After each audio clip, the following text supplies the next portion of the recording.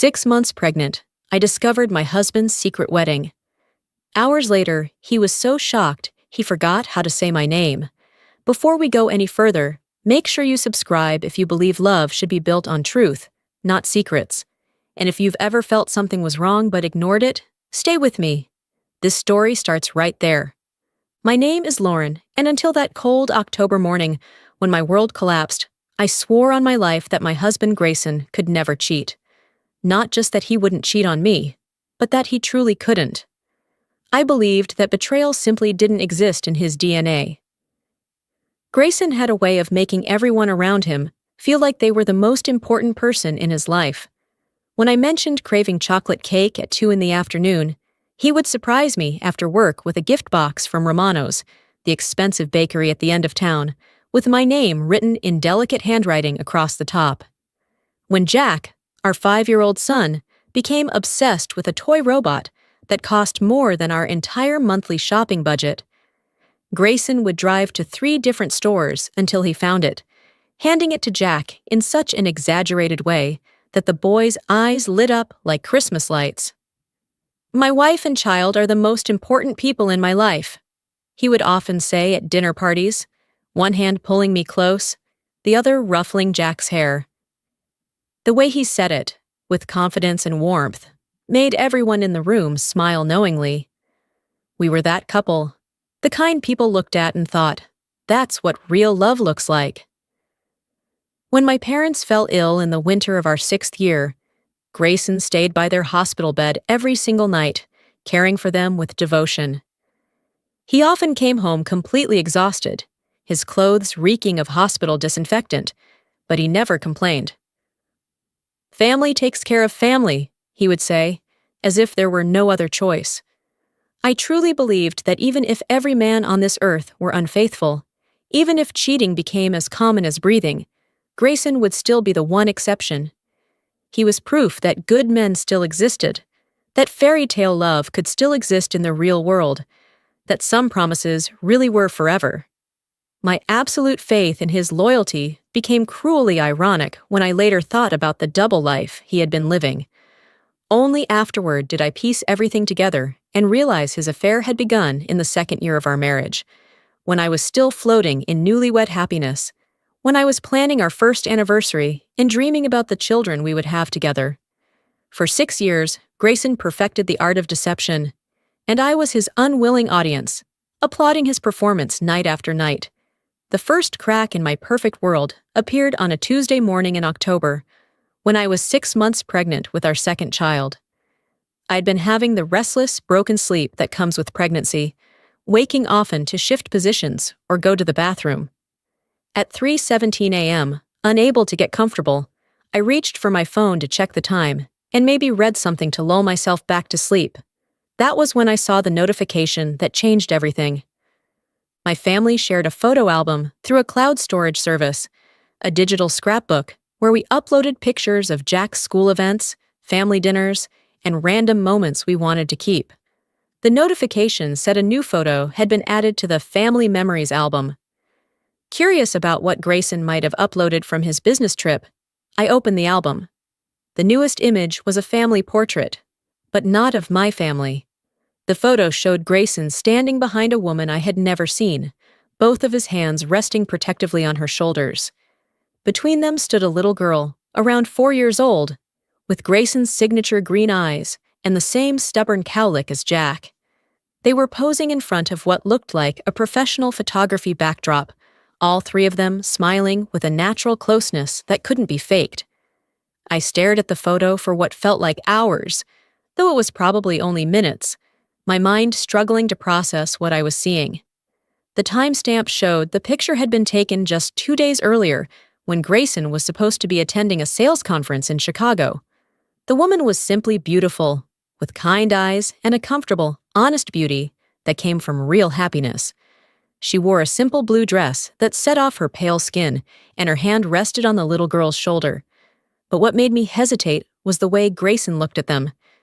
I had seen that expression on his face 1,000 times, that soft, protective love I had believed was only meant for me and my son.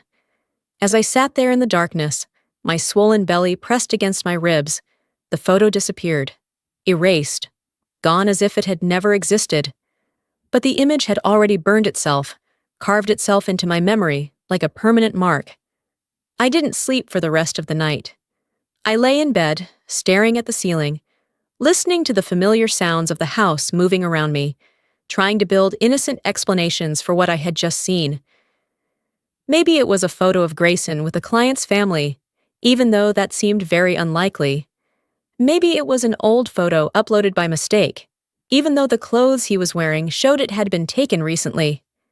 Maybe there would be some reasonable explanation when Grayson came home, and I could ask him about it. But even as I thought of these possibilities, I knew I was lying to myself. The intimacy in that photo was unmistakable, and the resemblance between Grayson and that little girl was too clear, too sharp, to be a coincidence. As dawn broke, I heard movement in the living room. Soft whispers and the gentle rustle of fabric told me that Grayson's mother and sister were awake unusually early. I glanced at my phone, 4:50 a.m. "Mom, this dress is too tight. Can you help me zip it up?" I recognized Avery's voice, trying to keep it low so as not to wake me.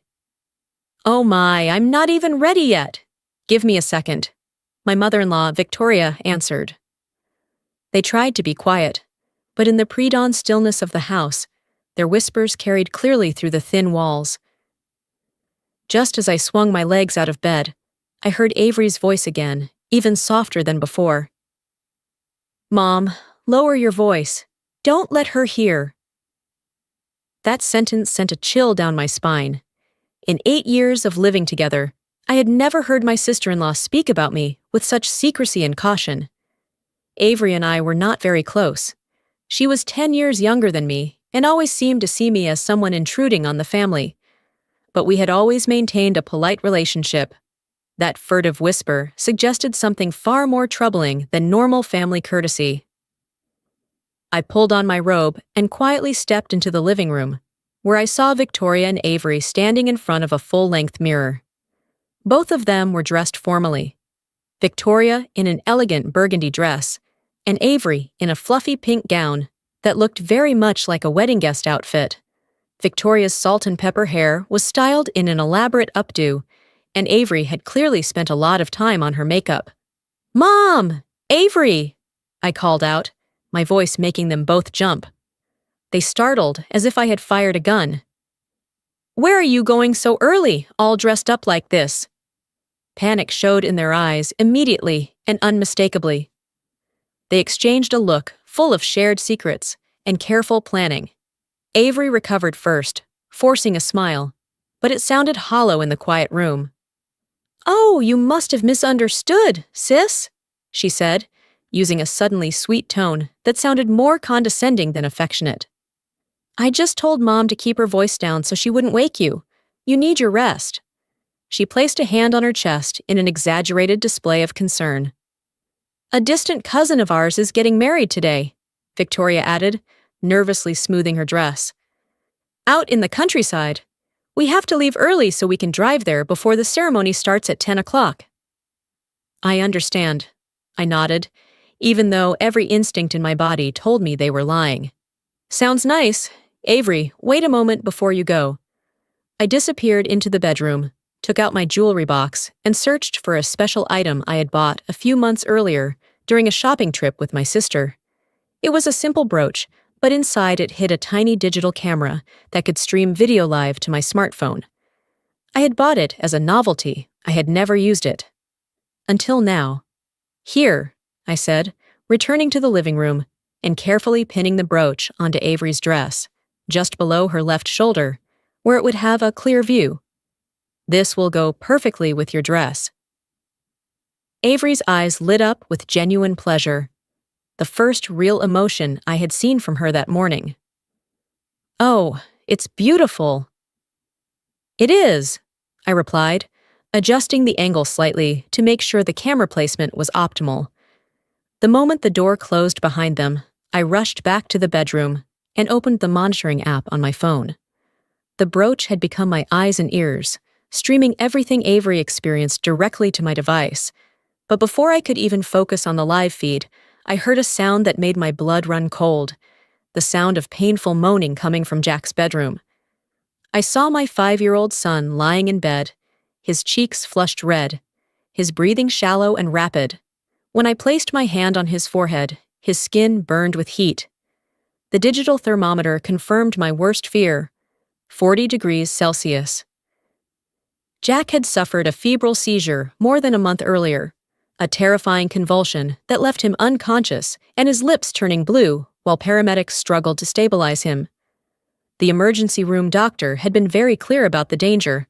A fever above 39 degrees Celsius could trigger another seizure, with the possible risk of permanent brain damage. "Mommy," Jack whispered, his voice weak and confused. "I don't feel well." "I know, my love," I said, trying to keep my voice steady while my heart pounded in my chest. "We're going to make you feel better very soon." My first call was to Avery, but it went straight to voicemail. Next, I tried calling Victoria, with the same result. In desperation, I called Grayson, even though he was supposed to be in Chicago attending a business conference. Surely, when he learned that his son was seriously ill, he would find a way to come home immediately. His phone went to voicemail after just 2 rings. I was 6 months pregnant, caring for a child who needed immediate medical attention, and completely alone. The nearest hospital was 15 minutes away by car, but I couldn't safely carry Jack in this condition, and I was terrified of what might happen if he had a seizure while I was driving. In desperation, I dialed 119.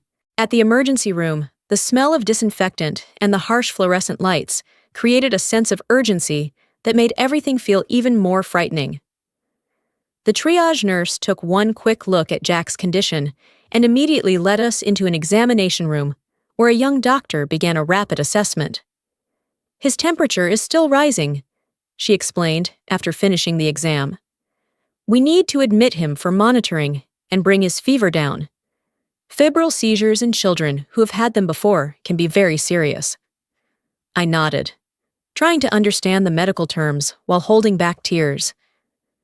The weight of isolation crashed down on me like a final blow.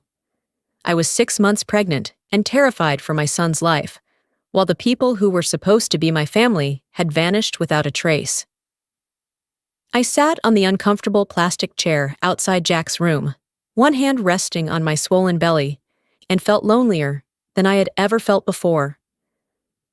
The baby kicked, as if sensing my pain, and I whispered reassurances to both of my children, the one fighting a fever in the hospital bed, and the one growing inside me. An hour later, I dialed Grayson's number with trembling fingers.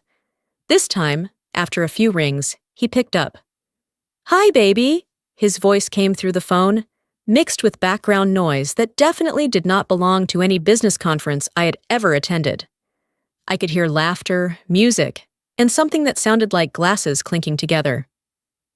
"Grayson, where are you?" I asked, my voice shaking with exhaustion and fear.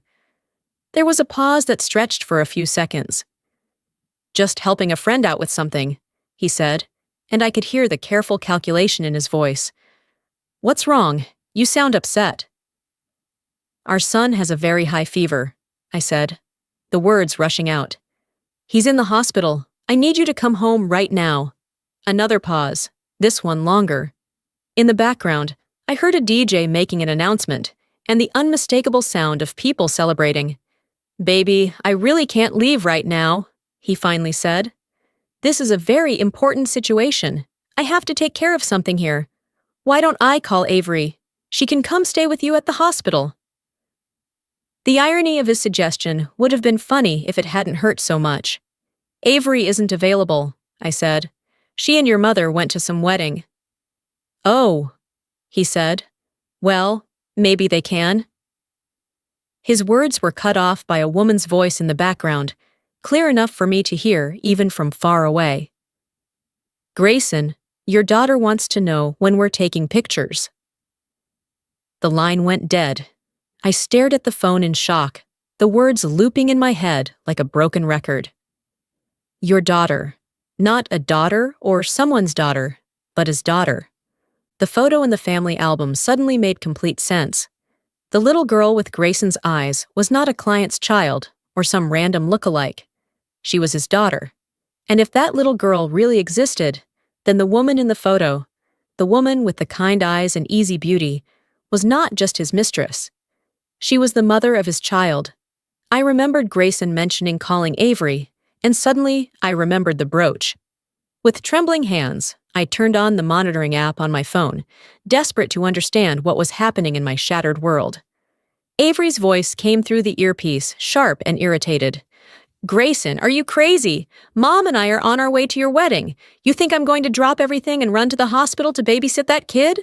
Besides, your wife loves making drama. It's probably just a mild fever, and it'll go away on its own." Then she hung up, leaving me staring at my phone in disbelief. Wedding. His wedding. Through the tiny camera lens, I could see the look of contempt on Avery's face as she talked about me and my act.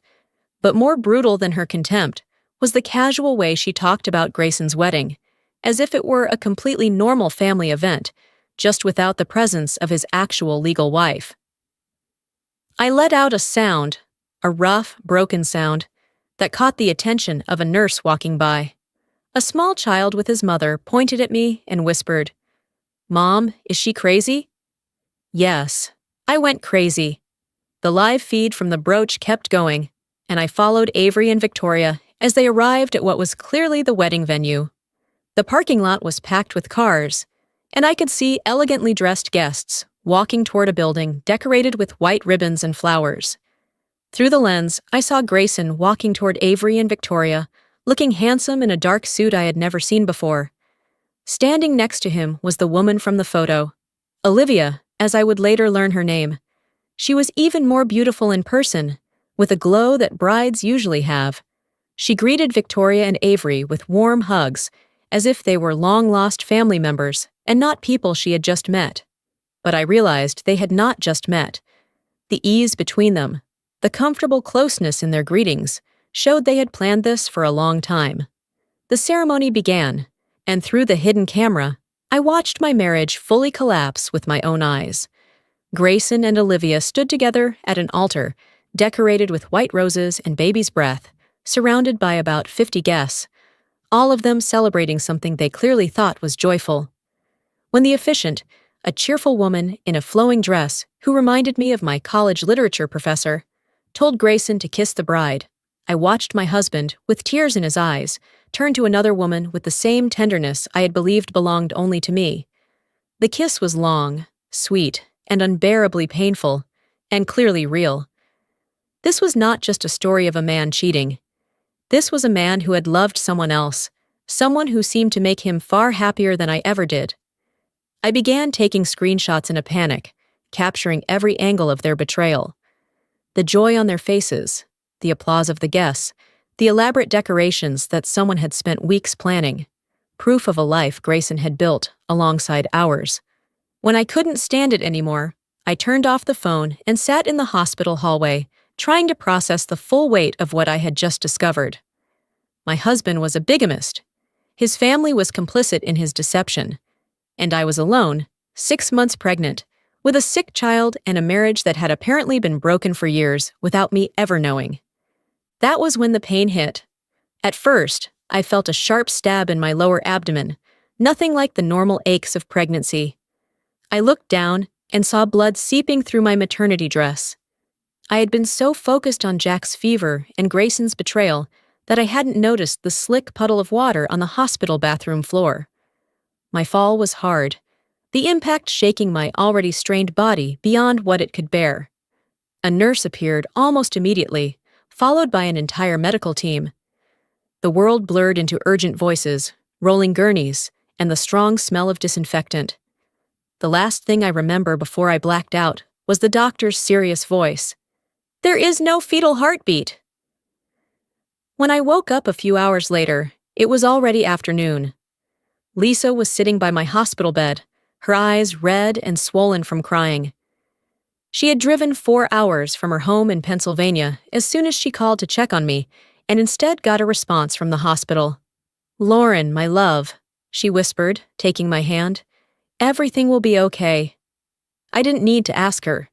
The emptiness in my belly told me everything I needed to know. The baby I had been carrying, the child I had dreamed of and cherished, was gone. "Where's Jack?" I tried to ask, my voice hoarse from the breathing tube they had used during surgery. "He's much better," Lisa reassured me quickly. "His fever has completely gone down. He's in the pediatric ward, and the doctor says he can go home tomorrow." I nodded, closing my eyes against the wave of relief and grief that threatened to crash over me. At least Jack was safe. No matter what happened, my firstborn son would be okay. "Where is Grayson?" Lisa asked, her voice carrying a fury I had never heard before. "The hospital tried to reach him, but couldn't. What kind of man abandons his family when they need him most?" And so, lying in that sterile hospital bed with my best friend's hand gripping mine, I told her everything. The photo, the secret wedding, the lies, the betrayal. I showed her the screenshots I had taken, proof of a parallel life my husband had been living for years. By the time I finished the story, Lisa's face had gone through a series of emotions: disbelief, horror, and finally the cold, focused fury of a lawyer that reminded me why I had always felt safe with her beside me. "We're going to make him pay for this," she said quietly. "For every lie, every betrayal, every moment of pain he caused you and Jack. He will learn that there are consequences for destroying a family." I began systematically documenting our marital finances. Even though Grayson tried to control the household money, I had always been deeply involved in managing it.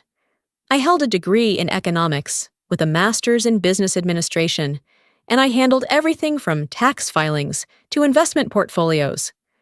What I discovered when I carefully reviewed our accounts was both useful and infuriating. Over the past 3 years, Grayson had been steadily transferring money from our joint account into investments and savings held solely in his name.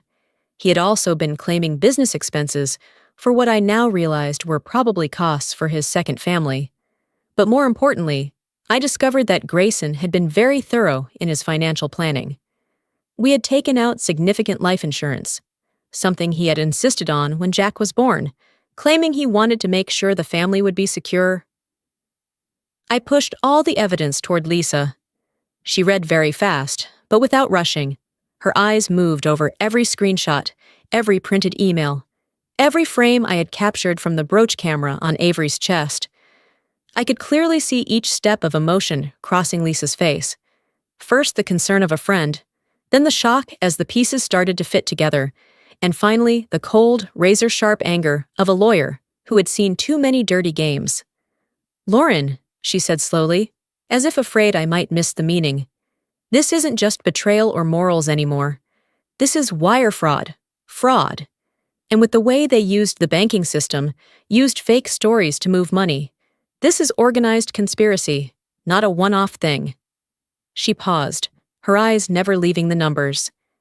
"If this is investigated properly, it could absolutely turn into a federal case. The kind where people actually go to prison, not just apologize and walk away. Grayson could sit for 3 years, or more, depending on how hard he tries to fight it."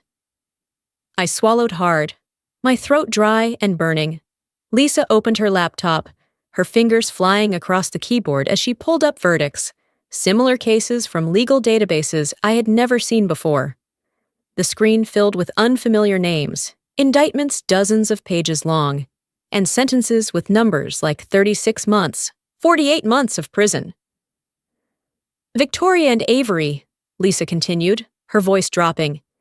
"If it can be proven they knew about that wedding, knew Grayson was living 2 parallel lives, and still actively helped hide it, they could be seen as accomplices, aiding a conspiracy to defraud, at least civilly.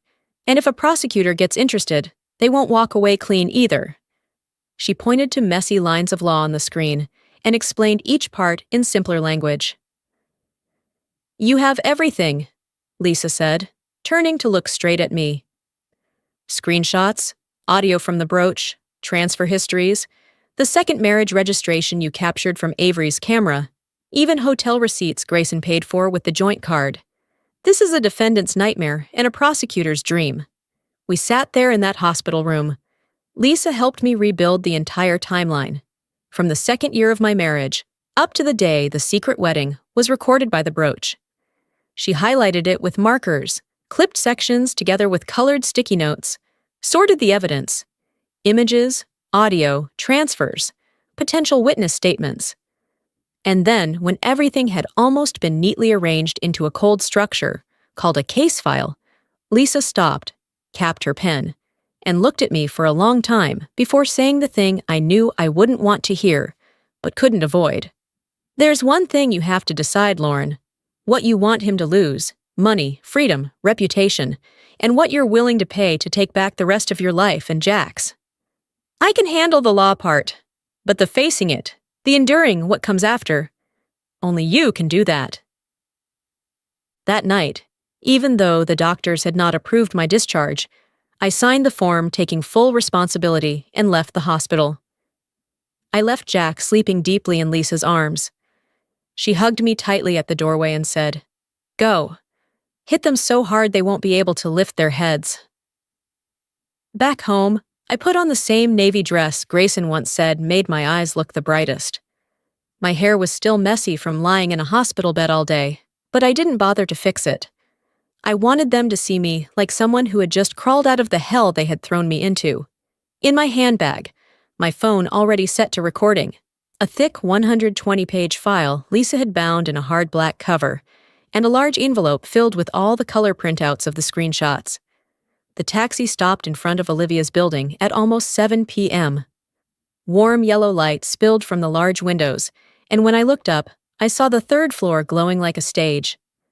The window curtains were not drawn. Tiny decorative lights hung along the balcony, white lights sparkling like a model home in a wedding catalog. They didn't even bother to hide. I rang the doorbell. It took a few seconds before the door opened. Grayson stood there, white shirt with the sleeves rolled up, hair still smelling of gel, looking less like a man who had just legally married another woman, and more like an actor who had just finished a perfect performance. "Lauren?" He froze, only for half a second. Then the acting instinct kicked back in. "What are you doing here? You should be resting." I didn't answer. I walked past him. Olivia's apartment looked exactly like what I had imagined if my entire life had been a joke. White sheer curtains, baby's breath flowers stuffed into crystal vases, half-burned scented candles on porcelain plates with gold rims. On the dining table was an English-style teapot set, with steam still clinging to the sides. Victoria was sitting on the sofa like she owned the place. She was straightening a decorative pillow, very slowly, very carefully. Avery stood near the window, holding a glass of red wine, looking so comfortable it was surreal, as if I were the intruder. They looked at me. No one stood up. 1 second, 2 seconds. The air was thick, like heavy honey. Olivia stepped out of the kitchen. Cream silk dress, low bun, light makeup, that glow of a newlywed still on her face. When she saw me, she paused, but she didn't panic. She only tilted her head slightly, as if rearranging the scene in her mind. Grayson closed the door behind me. The small click sounded like a coffin latch. "You shouldn't be here," he said softly, trying to soften his voice. I put my bag down on the table, slowly, on purpose, so they could see it. "I came to greet the family," I said. My voice was so calm, it felt foreign even to me. "I see everyone is here. Mother, sister, new wife." Avery tightened her grip on her glass of wine, her nails turning white. Victoria's hands stiffened on her lap. Olivia looked at Grayson. "You said everything was already handled." Grayson didn't look at her. His eyes were glued to me. "Congratulations," I said, my voice light as wind, but clear enough for everyone to hear. "A beautiful day. Also the day I miscarried our second child." Only then did Grayson's eyes drop to my stomach, and he stepped forward urgently. "Lauren, where's the baby? Calm down. Let me explain." "No need to explain." I pushed his hand away and pulled the black file out of my bag. "I came to give you a wedding gift. Audio recordings, screenshots, timelines of the money he had transferred from our joint account into investments and savings only in his name. But tonight, I only needed one thing, for them to know that I had seen everything. Olivia whispered, her voice trembling. I didn't know anything. He said he was already divorced.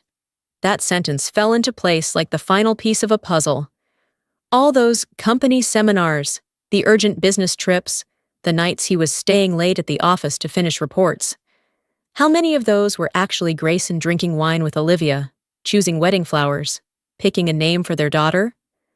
I looked straight into Grayson's eyes. How many dates with your new wife did you call meetings? He dropped his head and nodded miserably. It was just work. Work, I repeated, my voice icy. Are you really that uncreative, Grayson? Couldn't you think of something better? Victoria jumped up, trying to take back control. This doesn't matter. Grayson and Olivia are each other's destiny. And you, Lauren, you were just temporary. I laughed, for the first time genuinely laughing in this room full of champagne smell and fake roses. Temporary enough to pay for the Wedgwood china set sitting on that table? Temporary enough to pay for the 3-carat diamond ring on Olivia's hand? Temporary enough to pay international school tuition for your daughter while my son had to go to public school because of tight budget? Silence. Dead silence. I pulled out the black file that Lisa had helped me finish that afternoon. Page numbered, color tabbed, professional, like any file I had ever submitted to federal court. I slammed it down onto what was left of the wedding cake, sinking it deep into the white buttercream. Want to know what this is? I opened the file and flipped each page so everyone could see clearly. My still legally valid marriage certificate with Grayson. Bank statements showing $68,000 transferred over 4 years. Live stream images from Avery's brooch camera. The whole family laughing at the wedding while my child lay in a hospital bed. Victoria tried to grab the file, and I pressed my hand down hard. Not your turn. I lifted each page so the entire room could see. My lawyer, Lisa Brennan, federal financial crime specialist, calls this perfect evidence of wire fraud and organized conspiracy. Grayson stammered, Lawyer? I pulled out my phone, opened my contacts, and let the screen glow with the name Lisa Brennan, FBI referral ready. All it takes is one call, I said, my finger gliding lightly over the call button. And tomorrow, the police will be at the door, accounts frozen, passports seized. Grayson goes to prison. And your mother and sister. I looked at Victoria and Avery. If the court can prove they knew, helped cover it up, organized the secret wedding, or benefited from shared money, accomplices. The room went completely still. Victoria clutched her chest, breathing hard. Avery started sobbing uncontrollably. I leaned down and said, quietly but loud enough for everyone to hear, "But the part you'll hate the most hasn't even started yet."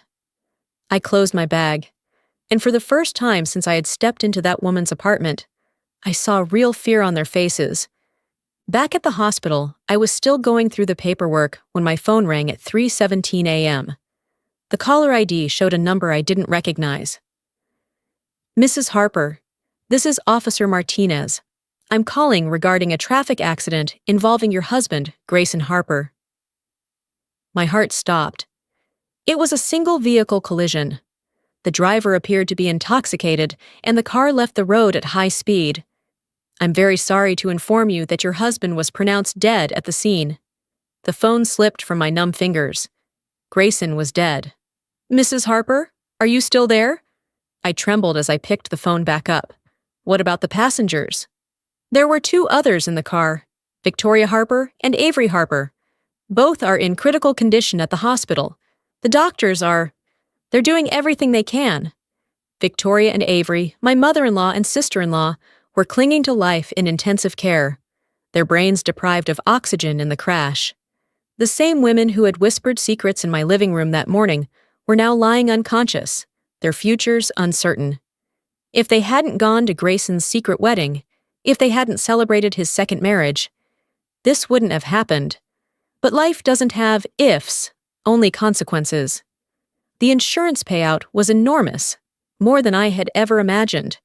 The life insurance alone was worth nearly $1 million, and the accidental death benefit was double that amount. Auto insurance covered property damage and medical costs, and there were additional policies through Grayson's company that I had forgotten even existed. The largest sum of money I had ever received in my life came from my husband's death, an irony so bitter I could almost taste it. I arranged Grayson's funeral. A simple service, closed casket, minimal flowers. I invited his coworkers and a few close family friends, but I did not invite Olivia or her daughter. No matter what she thought she was entitled to, she had no right to publicly mourn a man who was legally married to someone else. As for Victoria and Avery, who remained in a vegetative state with severely impaired brain function, I had no legal obligation to make care decisions for them. They were not my responsibility. I called my father-in-law, who lived in Florida, and had been estranged from Victoria for years after his own affair. Ironically, they had never divorced. "Robert," I said when he answered, "I'm calling to tell you there's been an accident. Grayson is dead, and your wife and daughter are in the hospital. They're going to need long-term care, and someone will have to make decisions about their treatment." "My God," he exhaled. "What happened?" I gave him the basic facts without adding any commentary, then concluded, "I'm moving out of state with Jack. What happens with Victoria and Avery is up to you." "Lauren, you can't abandon them," he protested. "They're family. Victoria is your son's grandmother." I let out a dry laugh with no humor in it. "Honestly, Robert, I wasn't your only daughter-in-law. On the day I lost my child, your son and his family were celebrating a wedding with another woman, with Victoria and Avery's blessing. They stopped seeing me as family a long time ago. I'm not going to carry the burden of people who actively helped destroy my marriage." With the insurance money and the proceeds from selling the house, I had more than enough to start over. I bought a modest but comfortable home in another state, enrolled Jack in an excellent private school, and began building a life that belonged entirely to us. Jack, resilient the way children often are, adapted to the new reality with surprising gentleness. Of course he missed his father, but somehow he also seemed to feel that our new life was safer and cleaner than the one we had before. As soon as we started to feel settled in the new house, Olivia showed up at our front door. Somehow she had tracked down our address and arrived unannounced one Saturday morning with her daughter. "I know you don't want to see me," Olivia said, her voice still aggressive even as she tried to sound reasonable. "But we need to talk about Grayson's assets. This little girl is his biological daughter, and she has rights." I invited them inside, curious to hear what she had to say. Olivia immediately made demands, insisting that she and her daughter were entitled to half of Grayson's estate. "We were already married," she declared, holding up a certificate from what looked like a wedding chapel. "That makes me his widow, not you.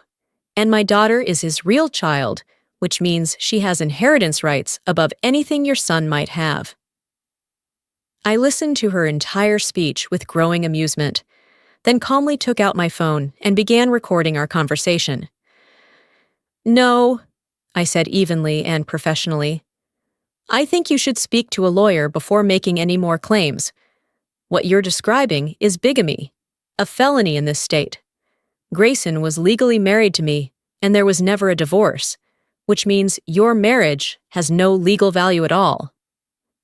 Her confidence began to collapse. "Moreover," I continued, "any money Grayson gave you during the affair is technically marital property belonging to both of us. If I wanted to sue, I could take you to court and demand reimbursement for every gift, every trip, every dollar he spent on you and your daughter while he was deceiving me." Olivia's face went pale, and I could see her calculating the financial consequences of what I was saying. "But I won't do that," I said, "because I don't want to punish your daughter for her parents' mistakes. However, if you harass my life again, I will file for harassment and pursue every legal remedy available." She nodded silently, picked up her daughter, and left without another word. I never heard from her again. The years that followed were the happiest years of my adult life.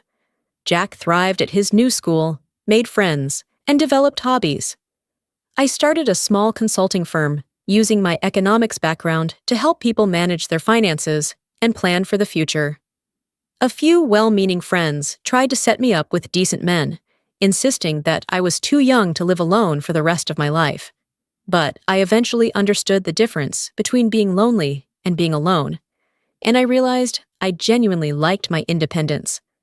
My small business grew into something bigger and more successful than I had ever imagined. I specialized in helping women going through divorce, guiding them on how to protect their assets and plan their financial futures. Through word of mouth, I gained clients from all over the region, women who needed someone who understood the specific challenges of rebuilding a life after betrayal. Sometimes, late at night, when the house was quiet and Jack was asleep, I thought about the life I might have kept living if that photo had never appeared in the family album. I might have stayed married to Grayson for many more years, even decades, never knowing about Olivia and their daughter, never understanding that the love I thought we shared was only half the truth. I might have raised my second child in ignorance, teaching them to believe in promises that had already been broken, to believe in a version of family that existed only in my imagination. The accident that took Grayson's life and destroyed his secret wedding initially felt like the deepest tragedy. But looking back, I realized it was actually a release, a brutal but necessary ending to a beautiful lie. The tiny camera brooch I had pinned onto Avery's dress now sits in my jewelry box, a reminder of the day I learned to trust my instincts instead of hope. I learned that love is not a shelter built on lies.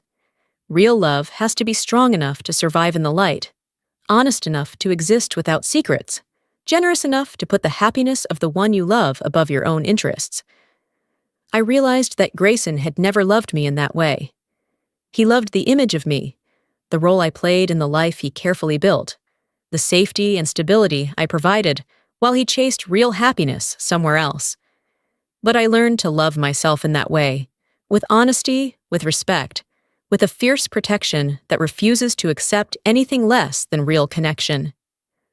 Victoria and Avery both died within a year after the accident, never waking up. I felt no grief and no relief at their passing, only a quiet closing of a chapter in my life, a chapter shaped by their willful blindness to their son's deception. I came to understand that Grayson's betrayal created victims on both sides. Olivia had been deceived too, told that his marriage to me was failing, that a divorce was coming, that he just needed time to sort out legal problems. She had also believed, as I did, that she was building a life with a man who loved her completely. The real tragedy was not that Grayson stopped loving me. Marriages fall apart, feelings change, and people slowly drift away in ways no one can control. The tragedy was that he was too cowardly to end our marriage honestly, too selfish to let both women make their own choices about their lives. After Grayson died, I was invited to speak at a conference for organizations that support women. The topic was surviving betrayal. I almost turned it down. Public speaking had never been my strength, and the subject was deeply personal. But Lisa encouraged me to accept. So I found myself standing in front of 200 women, holding a small pistachio green brooch in my hand and telling my story. I talked about the photo that shattered my world, the secret wedding that exposed my husband's double life, and the hidden camera that gave me the proof I needed to understand the truth. But mostly, I talked about what came after, the slow, difficult work of rebuilding trust in my own judgment, the process of creating a life based on my real desires instead of other people's expectations, and the surprising discovery that being alone can be infinitely better than being with someone who doesn't truly see you. After my presentation, dozens of women came up to me with their own stories of betrayal, deception, and the painful journey toward an authentic life. Many of them had endured years of gaslighting, being told their doubts were groundless, their instincts unreliable, their perceptions distorted. Trust your instincts, I told each of them. If something feels wrong, look into it.